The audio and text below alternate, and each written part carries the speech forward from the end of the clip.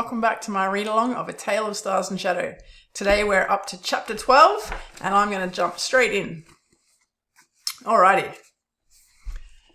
As the first light of day glimmered on the horizon the following morning, Talyn arrived at the barracks to find all of her wing assembled in the training yard. Corrin stood straight, face set in a determined expression, long hair tied neatly back from his face. It was a start. She stopped before them. "I'm going to demand a lot from you. Most of the time you will curse my name and wish you had never joined this wing," she said clearly, not allowing any trace of her underlying doubt to enter her voice or bearing.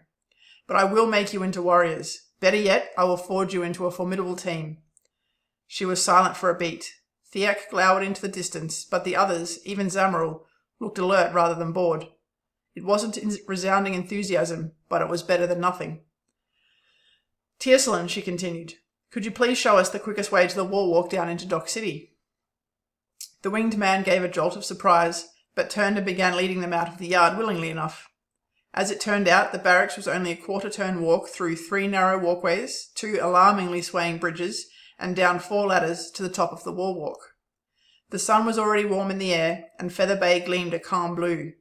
There were a high number of ships docked in the harbour, and workers swarmed around the berths, beginning to unload and load now that it was light enough. "The first thing we'll work on is your stamina," Talyn lectured as they paused at the top.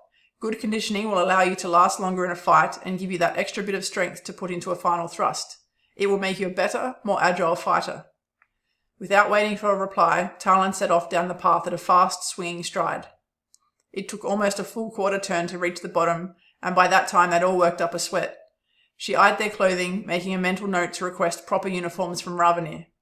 Like most Mithranans she'd met so far, they wore loose pants, sandals, and shirts that were either sleeveless or rolled to the elbows. Talyn was bare-chested, his dark skin gleaming in the sunlight. "That wasn't as hard as I expected," Zamril said, panting, sweat soaking his shirt to his chest. "That was just the warm-up," Talyn said. "Now we are all going to run back to the barracks. For today it can be a light jog. We'll increase the speed over time." Once again, she didn't give them time to say anything, instead moving straight into a slow jog back up the road. Behind her, Theac snapped at Zamril to stop standing around and get moving. A smile threatened to escape her. As she ran, she glanced down the precipitous drop to her right, noticing that a few of the people moving along the street at the base of the wall had stopped to stare at them in curiosity. None of the stares held dislike or contempt. It was a refreshing change. She gave the men credit. They made it almost halfway up the road before slowing to an exhausted halt. By then, Halun was dangerously red in the face, and Zamril was staggering precariously close to the edge. The other 3 were bent over, gasping desperately for air. She cajoled them a little further, then allowed them to walk the rest of the way. Back at the training yard, all 5 immediately slumped to the benches lining the yard, sweating and exhausted. Talyn directed a look at Theac. He nodded and heaved himself back up with a grunt. "Right, on your feet," he bellowed. "I don't give a flea shit how tired you all are. If you're not all up in 5 seconds and standing in a straight line, there'll be no breakfast." With a smattering of grunts, groans, and muttered complaints, they staggered into line before Talyn. Theac stood with them, back straight and shoulders up, looking of all of them like a proper soldier. "Along with being fit, you also need to be strong," she said crisply. "Following your run every morning, we'll spend another hour doing strength exercises. After that, you'll have a short break for breakfast, then you'll be back here for sword drills. 2 full turns of that, then I'll take over your instruction in Sabai, a form of unarmed combat that the Kalinin use. Then lunch for a half turn before another full turn of individual training with Theac or myself in your respective specialist weapons. The remainder of the day you'll have to yourselves. Of course, when Prince Kuan decides that he needs a guard, those duties will fit in around your training schedule. Anyone want to leave yet?" Silence. Then, "Oh, it really doesn't sound all that bad," Talyn grinned, full of arrogance. Zamril snorted, amused despite himself. "Excellent. You can start off with 50 push-ups in that case. Zamril, you too. The rest of you can do 40. Talyn clapped her hands. "Get to it. Come on." "Talyn?" Sari's voice asked. You're going to teach them Sabai?" 2 of them already have Kalinin potential, and all of them live in a winged world. They'll need an advantage to be able to stand their ground if Prince Kuan is ever attacked." "I don't disagree, but you're not technically allowed to train Kalinin, and by that I mean the First Blade will have a fit if she finds out." Talyn smiled thinly. "She's not my commander anymore. Besides, I'm not training Kalinin. Technically. I'm training Kingshield." You mean you're training Wingguard? Have you seen those winged soldiers? No. If Prince Kewin is going to be protected properly, I'm training Kingshield, not falcons, she said. Not that I plan on mentioning that to Ravenir. A trickle of laughter, then a hesitation. I'm glad you're not ignoring me anymore. Talyn shifted uncomfortably. She wasn't at all sure that humouring a voice in her head was the healthiest thing, but she simply couldn't stay away from holding on to something of her partner, even if it was just in her imagination. As if understanding her conflicting emotions, Sari faded away quietly and left her to her thoughts. I'd like to do some training sessions down in the forest around the foothills, Talyn said to Theac as they put away the training weapons late the next afternoon. Supposing there is any flatland down there, they need to learn how to fight outside a drill yard. That won't be possible, he said shortly. Why? His scowl deepened, and he put away the last sword before walking away and making a gesture for her to follow. Swallowing her irritation at his abrupt manner, she followed him until he came to a stop at the far end of the yard, a few steps back from the sheer drop to the treetops of the forest miles below. Straight ahead of them were more rolling hills, leading as far as she could see. Is there any habitation outside the citadel and Dock City? She asked curiously. Not much, he said. Almost the entire peninsula of Mithranar is hilly. It reaches back about 70 miles or so. Then there's Mareland, which is a bit of flat land before the foothills of the Skyreach. Only there and in Dock City have we built on land. The Skyreach? He turned and pointed north. It's a mountain range that cuts off the northern third of Mithranar. If you think we're high up here, wait until you see the Royal Summer Palace amongst those peaks. Right. She nodded and turned back to him. Fascinating geography lesson notwithstanding, none of this tells me why we can't go and train down there in the forest, she said. Nobody goes down there unless they have to, he said. The wall is there for a reason, Captain. There's one tunnel that goes underneath, and it's only ever traversed during daylight hours. If those trees didn't hold the Izerdia sap, nobody would ever go down there. Izerdia, the substance that had paid for her presence in Mithranar. While she knew it was the core basis for any type of explosive material, she didn't know much about how it was gathered. You can't make explosive power without Izerdia, Theac said, taking her response as a question. And our trees are the only ones that produce it. Something to do with the unusually warm climate on the peninsula. Only the most desperate humans voluntarily sign up to go into the forest each day to extract the sap, and the rest of the workers are conscripts, usually working off a sentence after being arrested. A dark look filled his face. And of course the winged folk never bribe the city patrol captains to fill quotas of criminals so enough people are going into the forest each day. There was bitterness there, deep, corrosive bitterness, and she was loath to bring more of it out. What's so bad about the forest then? Mithranar is a beautiful country. You've seen the citadel, and I've heard there's more wondrous splendour in the north. Theac settled more comfortably, thrusting his hands into his pockets. Her shoulders relaxed as that bitterness vanished from his face. It's also bloody dangerous. The winged folk were the first and only ones to settle here because their magic allowed them to survive. It protected them from what lives below us. Her eyebrows lifted even higher. He smirked. The forest is full of creatures, Captain Dynan. Some of them vicious, meat-eating, and or poisonous. Even living way up here, folk still occasionally go missing. And workers on the Izerdia details? There's rarely a shift that doesn't lose a worker. That's why the Great Wall was built, to keep Dock City safe when humans began settling here. She leaned over the edge, staring down. All she could see was an unending sea of green treetops waving in the afternoon breeze. The canopy was too thick to see anything beyond but dim shadow. Trust me, they're there, Theac spat, aiming it over the side. You would not want to go wandering around down there without a full wing at your back. Torn cats alone are as big as a mountain wolf and will rip your throat out before you even know what's coming. Then there are snakes so venomous you could die just looking at one. He hesitated. There are rumours that some of them, torn cats in particular, are more intelligent than most animals, though that could just be a myth. Frowning, she went back over what he'd said. Above average intelligence in such vicious hunting creatures might explain the need for such a magnificent wall and a hill city, but her interest caught on his mention of magic, recalling her conversation with Cinia and Leviana before leaving Ryathel. Tell me more about winged folk magic. He shrugged, the scowl returning to his face. Most of them possess one of three forms of magic. Some can use the body's energies to heal far quicker than medicines and human healers. Others have magic in their voice. They can incite emotion when they speak or sing. You've never heard music until you've heard them sing. He shifted, looking uncomfortable to be praising one of the winged folk.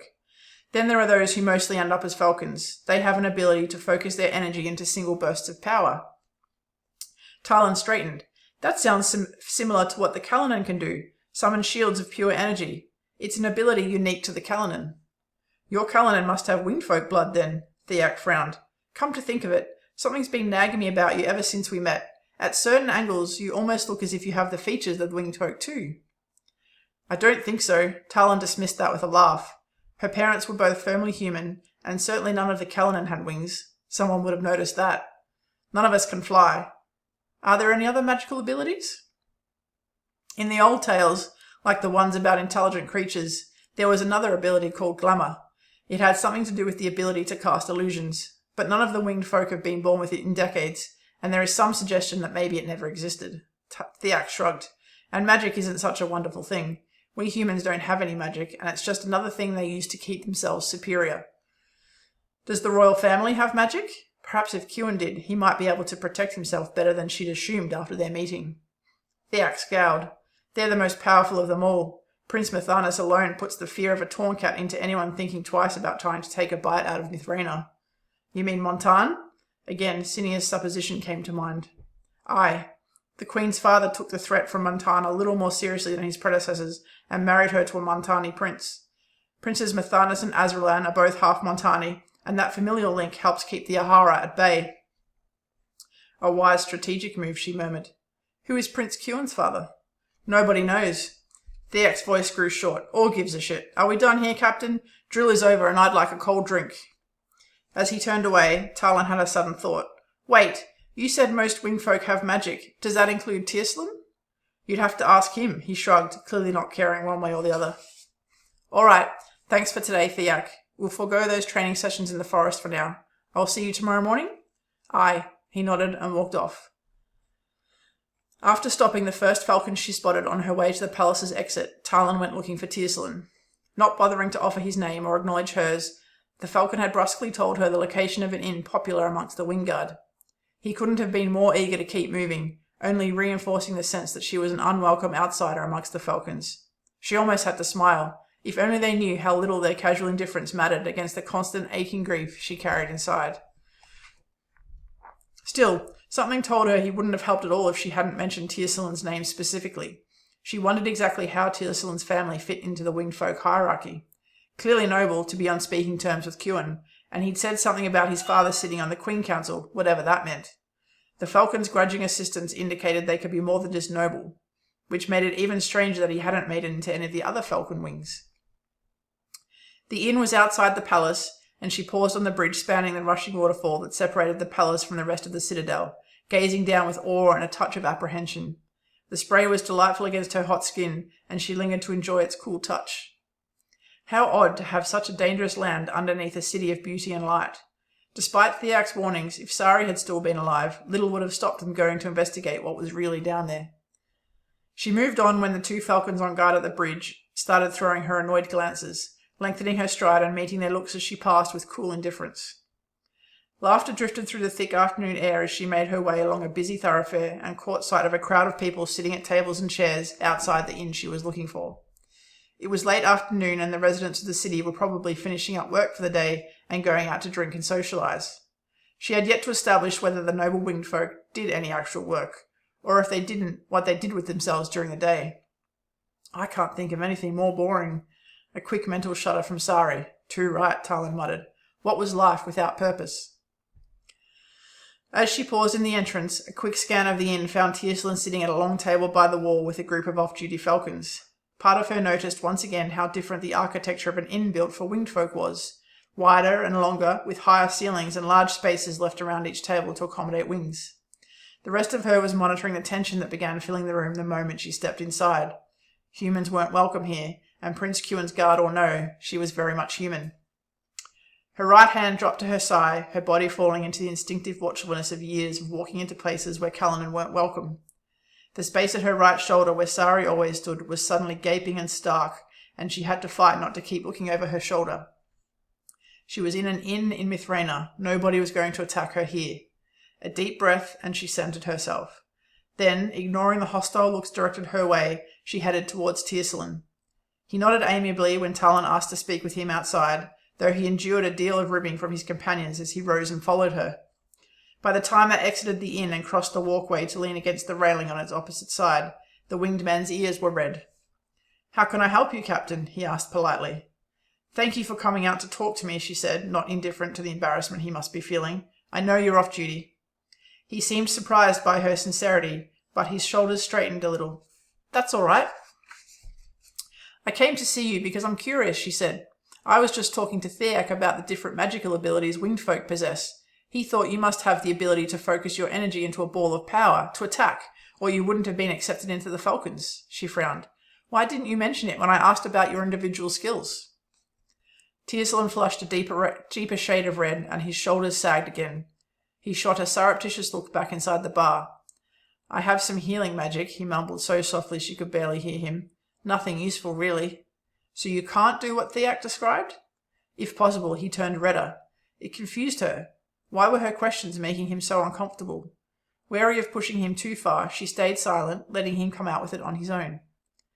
Most winged folk only have one ability, and everyone's strength and skill in using it is different. A rare few of us have 2 abilities. Nobody has more than that. He cleared his throat, voice still barely audible. "They accepted me into the Wingguard because the healers think I have the potential for the warrior magic as well as my healing magic, but I wasn't so good at that." "Ah." She suddenly knew where this was heading and kept her voice as non-judgmental as possible. "Have you ever done it?" He squirmed. "Not exactly." "That's why you haven't been placed in one of the other wings," she said. "You didn't want anyone to find out that you couldn't do it." "My parents would have been horrified if I was kicked out because I failed at warrior magic," he said hopelessly. "I've always been the lesser son compared to my older brothers. I'd only been confirming I was useless if I failed." She paused before replying. There were so many issues with what he'd said, she wasn't sure which angle to attack first. Winged, noble and privileged he might be, but Tearslin's self-confidence was as poor as Emerald's. "First, Tearslin, healing is one of the most useful magics I can think of. You have the power to make people feel better, to take their pain away. That is no small thing." He shook his head, but said nothing. "Tearslin?" She waited until he reluctantly lifted his head to meet her gaze. "You said yourself you wouldn't have been let into the Wingguard unless you had the ability for warrior magic, even if you haven't learned how to access it. I can help you with that." "Really?" His face lit up, and he frowned. "How can you teach me? You're just a human." "Thanks," Talyn said dryly. He stiffened. "I'm sorry, I mean—" She raised her hand, though her voice was sharp. "I don't need your validation to know my own self-worth as a human, Tearslin." He cleared his throat. "What I meant was, how can a human with no magic teach me how to use mine?" "I do have magic," she said. "A very specific kind. Back home we have an elite cadre of warriors called the Callanan. I was one of them before I joined the King Shield. Callanan all have the power to form an energy shield for protection. It sounds a lot like the warrior magic Theac described to me earlier, only we use it for defense, not attack." "Can you show me?" Tearslin's ingrained arrogance vanished like it had never existed at all in the face of his eagerness. He shuffled his feet like an excited boy. Talyn nodded and stepped back a little. Nobody was coming along the walkway, and they were momentarily alone. So she held out her palm and concentrated for a moment. With a hiss of air, a bright sapphire shield appeared in the air, luminous and shot through with cobalt sparks. The drain on her strength was immediate and strong, like a sharp tugging in her chest. One of the reasons Callanan warriors kept themselves so physically fit was the energy drain that resulted from summoning a shield. It fed directly from their body's strength. Most Callanan only used the shield in short bursts when desperate. Talyn had always been the strongest of her class, even more so than Sari, able to maintain a shield for much longer than the others. After a moment, she let it dissolve. "Now, I don't know about firing off bursts of energy, but I can certainly show you how to summon a shield." She smiled at him. "I bet that's something none of your Falcon friends can do." A look of fascination spread across the wingman's face. "But that must mean you have winged folk magic in Calumnia. How is that possible when you're human?" "I'm not sure. Maybe the magic isn't specific to winged folk?" She raised an eyebrow, her tone suggesting that maybe the winged folk weren't so special after all. "But you said only a specific few possess it," he frowned in thought. "The ability to make a shield of energy, yes," she said. "But we have sky riders who possess a special level of balance and fearlessness that allow them to ride the skies on our mountain eagles. There has to be magic in that. The same with our Aimsia riders, or the abilities that the Firthlander shadows are rumoured to have. I've even heard the Montani berserkers are impervious to wounds when they're in the heat of battle." His eyes widened further. "More types of magic in the world," he murmured. "Yes," she said pointedly. There is a wider world outside you winged folk and your lovely citadel, and more people with magic too. Humans with magic, Tearslin. Maybe, he said, his face clearing. But the magic you Kellenan have is winged folk magic. I'd put bags of gold on it. So how do I do that shield? Talyn laughed. I said I could teach you, but it will take more than one lesson. If you don't mind staying back after training every day, we can work on it then. Deal? Deal! Tearslin nodded with a bright smile. His grey wings flared in his excitement. After a moment, though, he sobered. It's probably best we do it in private, though. I wouldn't suggest making it public knowledge that you can do that, Captain. Why? Even if I tried to explain, you wouldn't understand. Just trust me. His smile came back. And accept my true thanks. I'm happy to help, she said. Go back to your friends. I'll see you bright and early for training tomorrow. I'll be there, he promised, before ducking back into the bar, still smiling broadly. Okay, and that brings us to the end of chapter 12. I hope you're enjoying that. I certainly am. Can't wait to get into the next chapter. Here's your spot to jump out if you don't want any spoilers before I kick off with my author commentary. Looking forward to chatting about this one. If you are jumping out here, please consider liking and subscribing, but I look forward to seeing you again for the next chapter. All right, let's move on to my author commentary.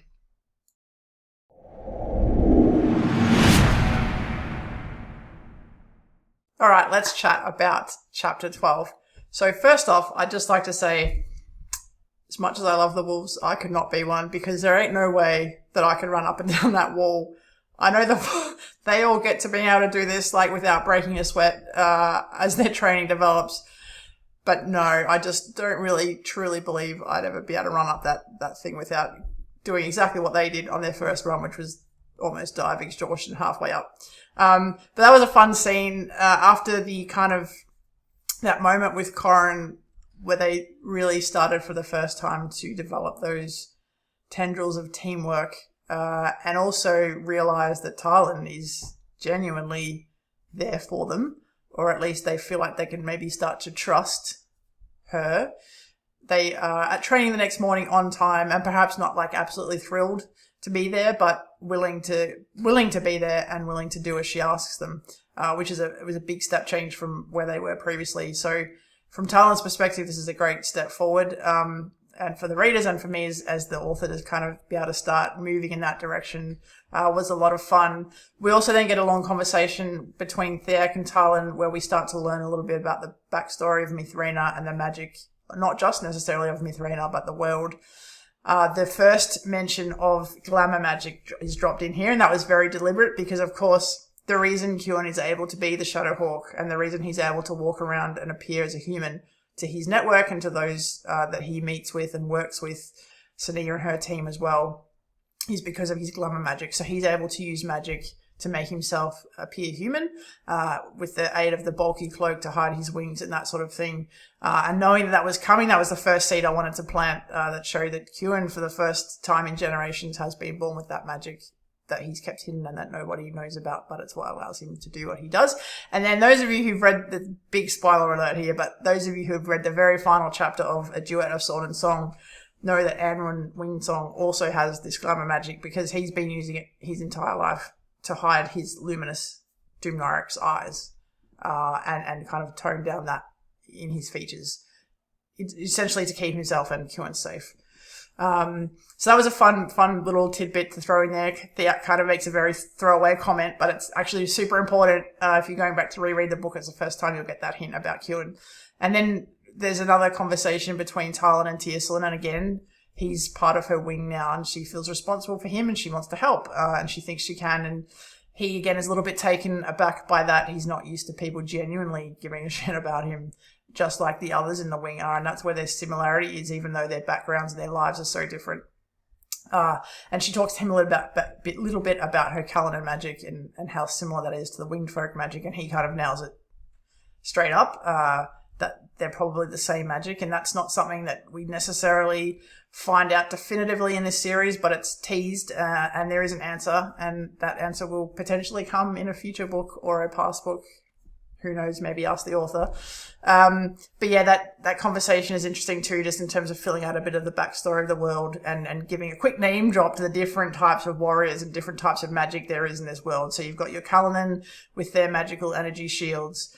You've got the Berserkers in Montan, who you will get a little bit more about in this new series that I'm writing, which is a sequel to A Tale of Stars and Shadow, and the shadows in Firthland, who also become, as those of you who have read, incredibly important, because Kieran also has that magic, which is another element that allows him to hide and mask himself as the Shadow Hawk. So yeah, a full chapter, even though not a huge amount happened, lots of things to be learned, lots of little tidbits for future reference for those reading it for the first time. As always, drop any questions or comments you have in the comments below. I'd love to answer them. Still loving this. Can't wait to get into the next chapter. I hope you stick with me. I hope you're having fun too.